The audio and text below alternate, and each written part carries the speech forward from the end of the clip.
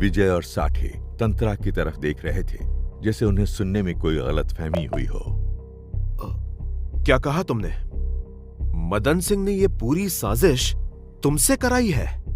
हाँ साहब। मुझे सब कुछ शुरू से बताओ।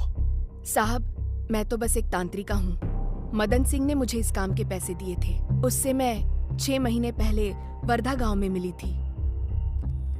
विष्णु, तुम मुझे यहाँ क्यों लेकर आए हो? तुम्हें पता है मैं जादू टोटके में कोई विश्वास नहीं रखता। भैया, अगर आपको वो जमीन चाहिए तो एक बार इस तांत्रिका से मिल लीजिए। ये ऐसे सभी मसलों का समाधान कर देती हैं। ये देखिए, आ गई। मुझे देखकर मदन सिंह हक्का बक्का रह गया था। उसी पल उसके दिमाग में इस प्लान ने जन्म लिया। बोलिए, क्या समस्या है आपकी? ये मेरे बड़े भाई हैं। एक जमीन है जिस पर इनकी नजर है, लेकिन उसका मालिक इन्हें वो बेचने के लिए तैयार ही नहीं है। कोई बात नहीं, हम ऐसा उपाय करेंगे कि वो जमीन अपने आप ही इनके कब्जे में आ जाएगी। नहीं, ये कैसे हो सकता है? ज्योति, तुम? ज्योति? कौन ज्योति? मैं तंत्रा हूँ। ओह अच्छा, तो आप ज्योति नहीं हैं। वाह हरी किस्मत। मुझे आपसे एक अलग तरीके की मदद चाहिए।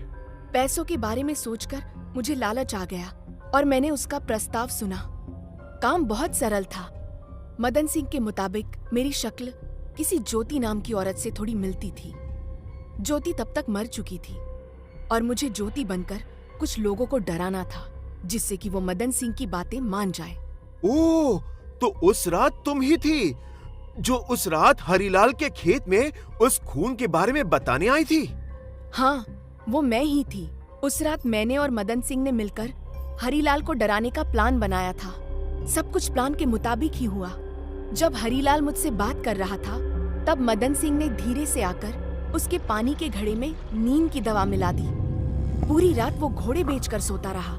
इसी का फायदा उठाकर मैं सुबह होने से पहले ही वहाँ से निकलकर चली गई, जिससे कि मेरा कोई सुराग हाथ न लगे। लेकिन वो कंकाल जो वहाँ से निकले, क्या विनोद को भी तुम दोनों ने ही मिलकर मारा था? नहीं साहब, मैं विनोद को जानती तक नहीं। मैंने किसी को नहीं मारा। सच सच बताओ, वरना मुझे और सख्ती से पेश आना पड़ेगा। मैंने किसी को जानबूझकर नहीं मारा है साहब। लेकिन क्या? हरीलाल से पहले एक और आदमी था जिसे हमने ऐसे ही डराया था।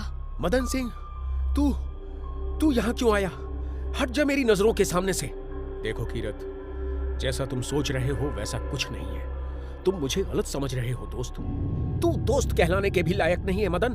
तूने मेरी पीठ पर खंजर भोंका है। मैं तुझे कभी माफ नहीं करूंगा। और फिर मैंने अपना काम शुरू किया। मदन, वो आ गई, मुझे बचा ले। क्या हुआ कीरत? कौन आ गई?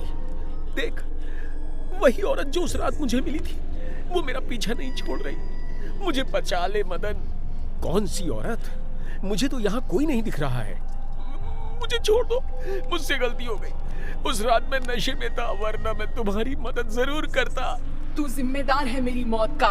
तुझे मैं कैसे छोड़ दूं? हाँ? कीरत अपने खेत के पीछे की तरफ भागने लगा था। मैं भी उसे डराने के लिए उसके पीछे जाने लगी। नहीं नहीं, मुझे जाने दो। तभी तालाब में किसी चीज के गिरने की जोर से आवाज आई। ये तो डूब रहा है, इसे बचाना होगा। जल्दी तालाब में कूदो। कोई जरूरत नहीं है, मरने दो इसे।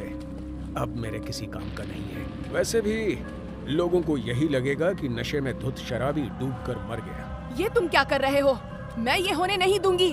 अगर एक कदम भी यहाँ से हिली तो तुम्हारी भी जान ले लूंगा। कीरत सिंह को मैंने अपनी आंखों के सामने मरते हुए देखा है। मैं भी उसकी मौत की जिम्मेदार हूँ। कहानी जारी रहेगी। जरूर करें इस चैनल को सब्सक्राइब।